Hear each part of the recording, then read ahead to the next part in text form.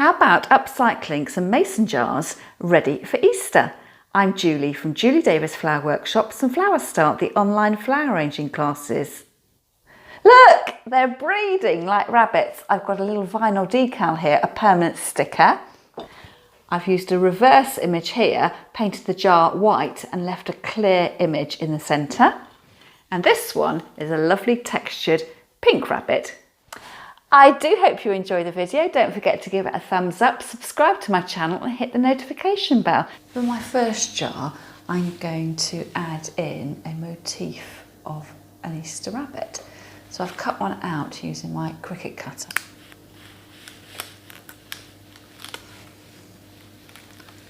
There's my little rabbit. Peel it off the backing paper. To eye up where I want it. Actually, I'm doing this on the seam of the jar here. The front of the jar says Mason and actually the back has got a bell on it, so I'm going to put this on the side. So rather handily, there is this seam where I can line up my little rabbit.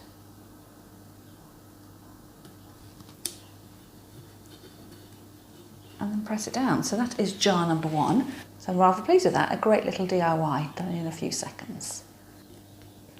I'm going to paint my second jar, and again I'm going to put a rabbit on the front, but I'm eventually going to peel the rabbit away, so I'm going to use that as a transfer, so I'll have an open gap. So I do exactly the same thing as I did before, but this rabbit is just going to be temporary. So I printed off my rabbit template in the same way, but this time I'm going to save the outside edge and stick this little rabbit on. So peel off the backing paper. Line it up with the seam down the side of the jar and press firmly. I'm also going to put masking tape around the top of the jar because I want to add paint to the screw fixing here just in case the lid doesn't fit back on again.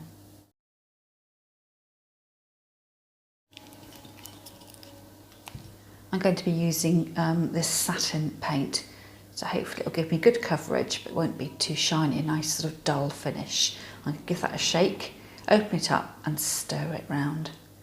I'm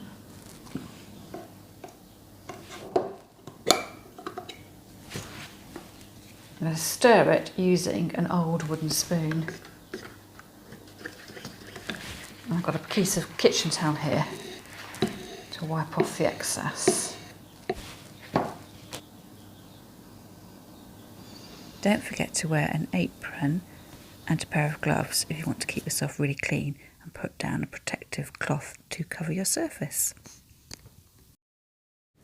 That's the first coat done. I'll leave that to dry and I'm going to move on to the next jar where I'm going to paint it totally white and then add in the template and pick out the template in a different colour.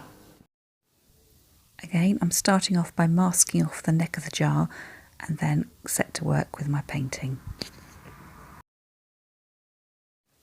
I added 2 coats of paint, and then when they were totally dry, I've set about peeling off my rabbit template.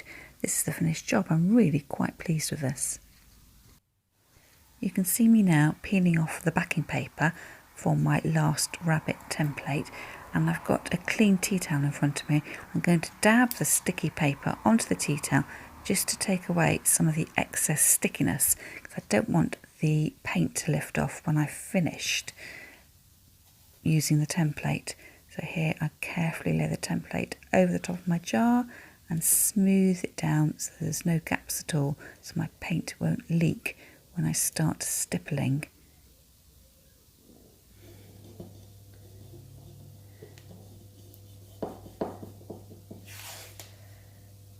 I've added a layer of masking tape to the edges just to give me an extra margin of overspill, so the excess paint will land on my masking tape and not on my white jar.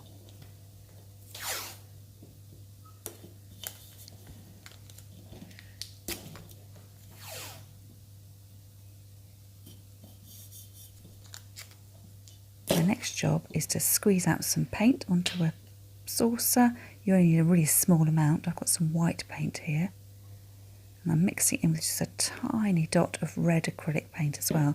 I'm mixing them together with my finger, adding more paint depending on how deep you want the colour to be. I'm using a sponge roller to bounce the paint onto the surface, I did a couple of layers of paint, letting it dry out in between each one. And then the moment of truth, start to peel off my masking tape. It's low tack tape, so it came off really easily. As you'll see when I take off the main template, the sticky back plastic, it wasn't quite so simple.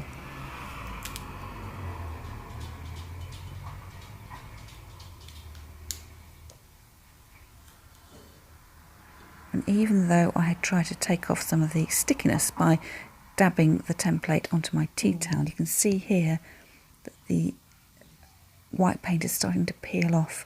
So I carried on because I thought I'd be able to touch I'm rather that up. pleased with how my pink rabbit turned out in the end.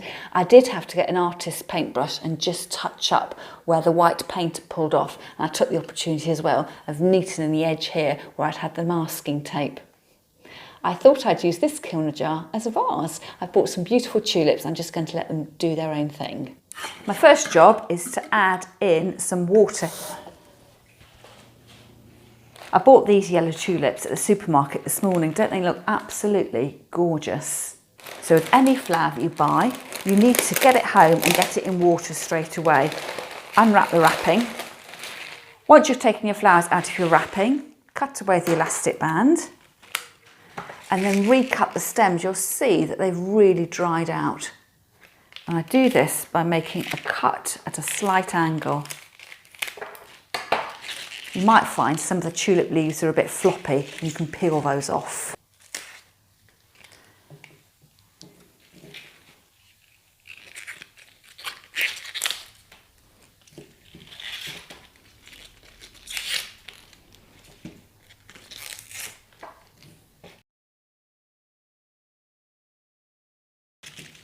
And that's that. You find your tulips don't really need arranging at all, just cut and plonk them into your vase. You will find though that they'll move towards the light and will grow over time. So your straight stems here in a few days will be wiggling all over the place. With my clear jar, well, I'm just going to fill that full of mini Easter eggs.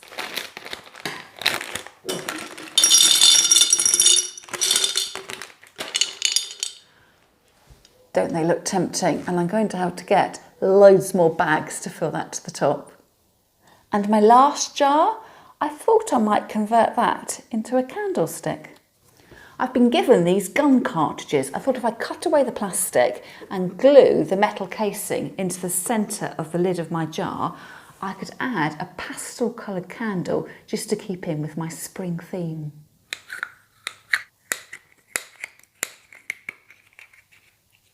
I've cut the plastic off my bullet casing just with a pair of scissors. Now with the hot glue gun, attach that to the top of my mason jar.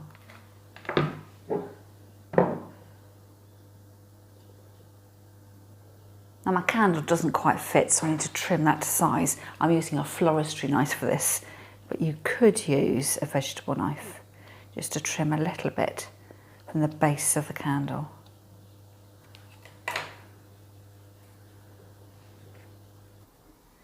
And this is my festive display, looking really great for Easter. This is the rabbit I made using this stencil. This rabbit is a permanent black vinyl decal. This little rabbit is reverse image, so I applied my rabbit made out of contact paper, then painted over it, and when the paint was dry, I hooked him out.